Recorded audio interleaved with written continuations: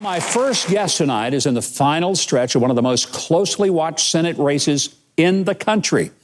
And it's also one of the most expensive Senate races in history, and certainly in Iowa, as Democrat candidates all throughout the country are awash in money trying to take control of the Senate. Now, my guest has also been in the news lately as a key supporter on the Senate Judiciary Committee in the recent successful confirmation of Amy Coney Barrett as the newest Associate Justice of the Supreme Court. I caught up with Senator Joni Ernst earlier this week to find out what's happening on the ground in the great state of Iowa. Senator, let's talk about how much money has been put in this race. It is a staggering amount of money, about $100 million, a record for Iowa and for most states. Why have the Democrats put such a bullseye on your back? Well, of course, Mike, and thank you so much. They seriously want to take the Senate majority back. And to do that, they have to target these swing states. And I am in one of those swing states in Iowa. But what they want to do is put in place my opponent, who is supported heavily by these outside Democratic organizations coming from the coasts. They want radical environmentalism. They want extreme abortionism. They want to roll back our Second Amendment rights, and they want to raise taxes. I could go on and on and on, Mike, and they have found the exact person to do that in my opponent, Teresa Greenfield. Senator, when I was with you a few weeks ago, you were on a ride across Iowa on a Harley motorcycle. Now, I want to make sure the audience knows I did not join you on a Harley motorcycle. I'm not as tough as you are. I have to be very honest about it. But you must have heard from a lot of Iowa voters their frustration with how many dollars are coming in from out of state, not from Iowa voters, not from Iowa donors, but from people from California and New York who are trying to pick a new senator that lives in Iowa. What are they telling you when you're out there in a state with which I'm quite familiar, by the way? Yes, Mike, they are telling me that they are extremely frustrated with outside interests. People from New York City and San Francisco and Washington, D.C., coming in trying to buy their votes and to influence them through lies and smears, the outrageous ad campaigns that they have had going on. And it's a lot of money coming from people that can't even vote in the state of Iowa. Miss Greenfield, when you go through her itemized contributions, over 90% of those are from out of state. And the top metro areas supporting Miss Greenfield are New York, San Francisco, and Washington, D.C. It tells me she doesn't represent Iowa interests. And as I stated before, they are looking for someone that will go into the United States Senate, follow exactly what Chuck Schumer wants her to do. And she has proven she is more than willing to do that. Matter of fact, AOC was on CNN earlier today stating how we needed to get rid of Republicans like Joni Ernst, put in place Teresa Greenfield, so we can get rid of the bipartisanship. Iowans don't like that. We don't need an AOC look-alike moving into this seat in the United States Senate. I can't imagine that the AOC endorsement is going over real big with conservative voters or even moderate voters in Iowa. It's a relatively conservative state, even among Democrats.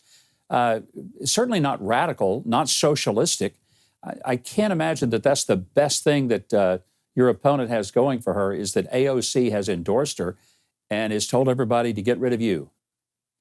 Yes, and Mike, that's the sad thing about it, is I am ranked as one of the most bipartisan senators from any state of either party over the last 25 years. That was a Georgetown University ranking. So Iowans know that I am fighting hard for them. But when you have Miss Greenfield, who is being backed by Chuck Schumer and AOC, representing New York City interests, it doesn't play well with our Iowa voters. They want to know there's someone there in place fighting for our farmers, fighting for our veterans, fighting for our working families. And that's certainly not what AOC wants Teresa Greenfield to do in the United States Senate. She has endorsed the plan that Joe Biden and others and the Democrats have put forth in the Senate that would get rid of all cars running on various biofuels and oil and gas in 15 years. What would that do to the biofuel industry in your state of Iowa? And I have a feeling I know the answer, but I want to hear it directly. How does that affect the people of Iowa and the farmers of Iowa? You know the answer, Mike, and the answer is that our biofuels industry would go away. If that plan goes into place, as AOC, as Chuck Schumer, as Teresa Greenfield want it to go into place, it would wipe out the internal combustion engine. There goes our ethanol, there goes our biodiesel, there goes the biofuels industry, as well as a huge consumer of our soybeans, our corn. 40% of the corn that is grown in the state of Iowa is used in corn ethanol. So this would be a devastating loss for our farmers. And as you stated, we've already seen Democrats moving in that direction. So we know that's exactly where Teresa Greenfield will go, because her backers want to get rid of our biofuels industry. And I would remind everyone that on the Environment and Public Works Committee, it was our vice presidential candidate for the Democratic Party, Senator Kamala Harris, that voted no on E15 year-round. Our Iowa farmers need to know the truth about Joe Biden, Kamala Harris, and Teresa Greenfield. And if they want to fight back, they can go to my website, joniernst.com. I was going to ask, how can people get in touch with you? Because it's not just Iowa voters that need to be concerned. This is a huge Senate race for everybody in the country who is a conservative, who's pro-life, who want to see veterans taken care of. You yourself served in the military, so it's not something abstract to you. I really appreciate your being with us, and I hope that people will go to joniernst.com, get familiar with your campaign, the issues, and help you as best they can in these final days before the election. Absolutely. And thank you for your support, Mike. I truly appreciate it. Our Senate's at stake, and more than that, our great United States of America is at stake. So I appreciate everybody's support. Thank you, Senator. Great to talk to you, and I hope it's a victory on Tuesday night. God bless and all the best. God bless you. God bless you, Mike. Thank you.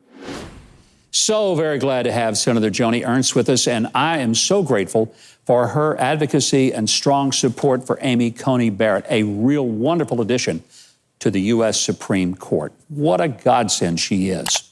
And for full disclosure, I have campaigned with Senator Ernst this year, and I did it 6 years ago when she won her first term, and I endorsed her. Now, we would have welcomed her Democrat opponent, but we have had no interest expressed from that campaign.